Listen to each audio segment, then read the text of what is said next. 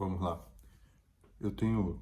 falado em outros vídeos sobre a importância de nós levarmos em consideração, na interpretação dos tratados de direitos humanos,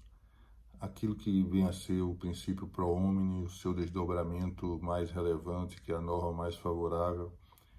E penso que nós devemos também sempre levar em conta a interpretação de boa-fé, que é aquilo que está previsto na Convenção de Viena sobre Direitos dos Tratados. Ela foi ratificada pelo Brasil em 2009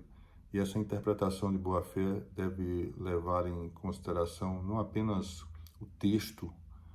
da norma de direito internacional, desse tratado de direitos humanos, seja um tratado geral, seja um tratado que cuide de tema específico, sempre relacionado a liberdades, sempre relacionado a direitos sociais, a direito ambiental, enfim, a qualquer das dimensões dos direitos humanos, mas levarmos em consideração, a propósito da interpretação de boa-fé,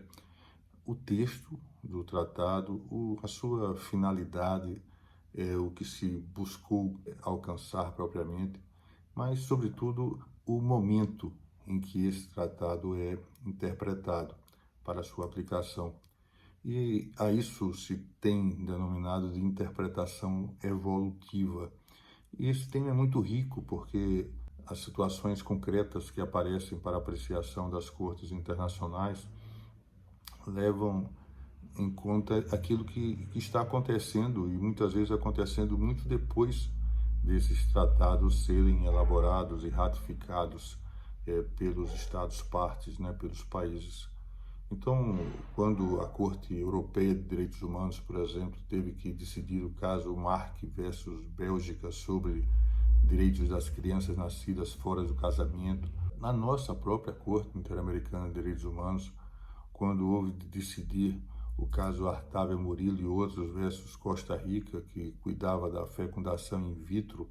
que teria sido obstada pela Sala Constitucional da Corte Suprema de Justiça da Costa Rica, também no caso Atala Rifo versus Chile. Atala Rifo e suas filhas reivindicavam o direito de essas filhas ficarem sob a guarda dessa senhora magistrada Atala Rifo, e a justiça chilena tinha negado em razão da sua relação homossexual superveniente ao seu divórcio, e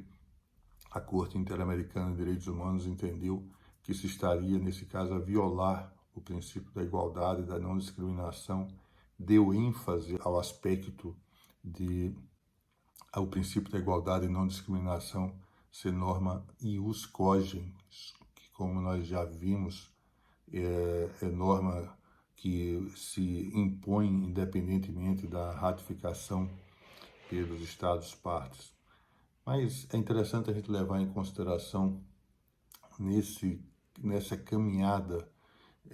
em meio aos princípios hermenêuticos que devem nos nortear na hora de nós aplicarmos os tratados de direitos humanos, seja no âmbito internacional das cortes regionais, internacionais, mas também pelos juízes nossos locais, na jurisdição interna, nós levarmos em consideração um aparente conflito, antagonismo entre o princípio da efetividade e aquilo que nós concebemos como teoria da margem de apreciação. Quando a gente fala do princípio da efetividade, a gente normalmente associa aquele diálogo que deve existir entre o processo judicial, sobretudo, mas o processo que leva à concretização de direitos e o próprio direito material. Esse processo precisa ser efetivo, como diziam Bryan e Capelletti, a propósito daquela terceira fase do acesso à justiça, que seria não apenas viabilizar o acesso ao poder judiciário, mas proporcionar um processo judicial que levasse a uma solução judicial efetiva, a aplicação propriamente do direito posto. Também a gente pode lembrar de Cândido Rangel Dinamarco, quando se refere à instrumentalidade do processo, o processo como instrumento de pacificação social, na linha, aliás,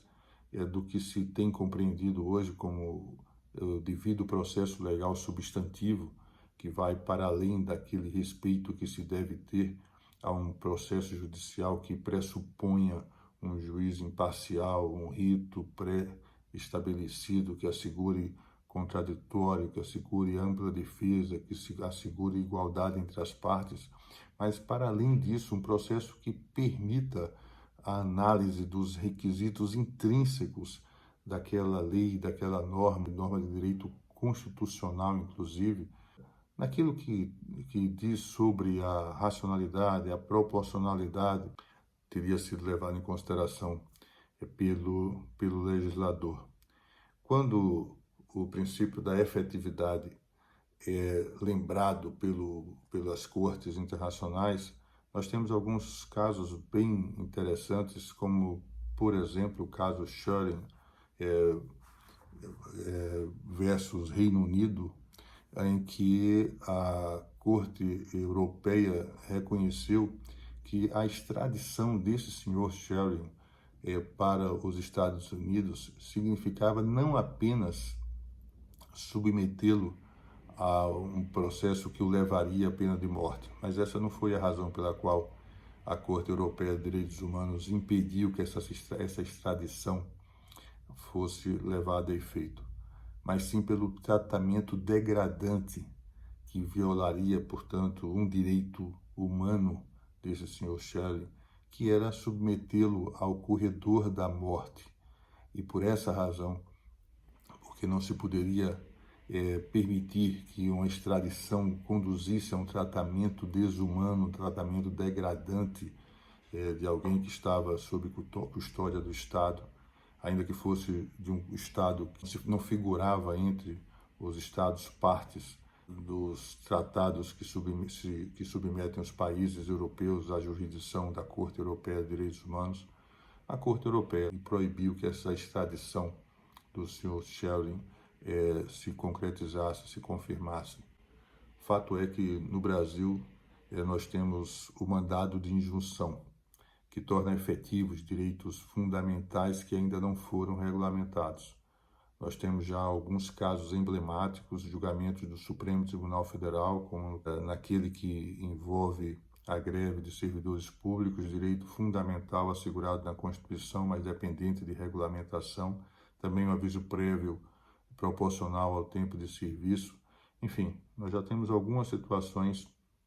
em que o Supremo Tribunal Federal se reposiciona para regulamentar a matéria ou afirmar que vai regulamentar a matéria, como no caso do aviso prévio, provocando, desafiando assim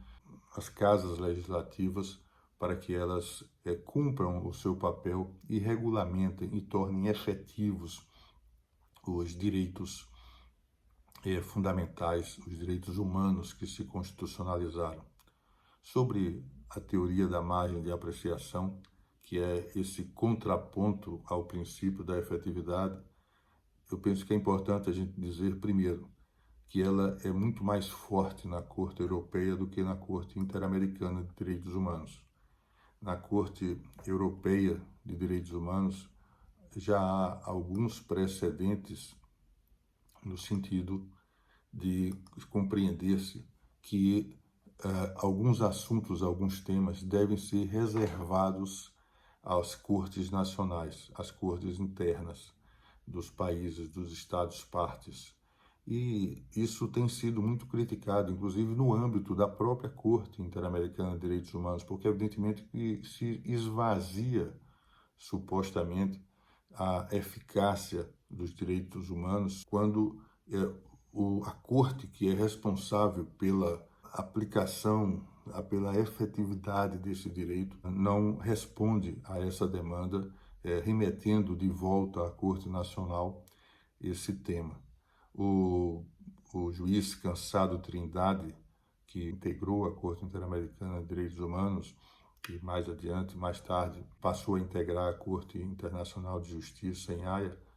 disse em determinado momento que havia sim, na margem de apreciação, um risco de relativismo dos direitos humanos.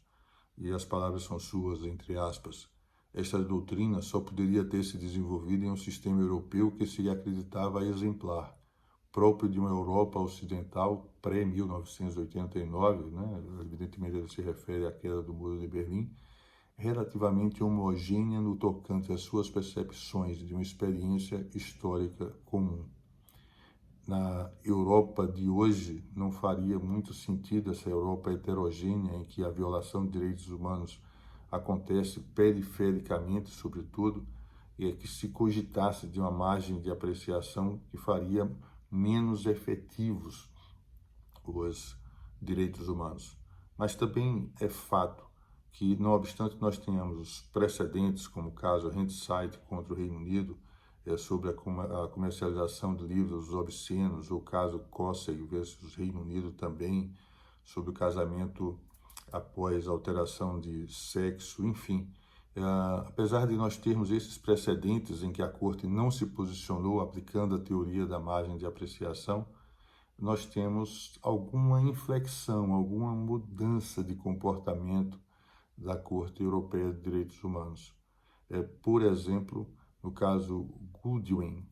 versus Reino Unido, em 2002, sobre os efeitos jurídicos da mudança de gênero, a Corte se reposicionou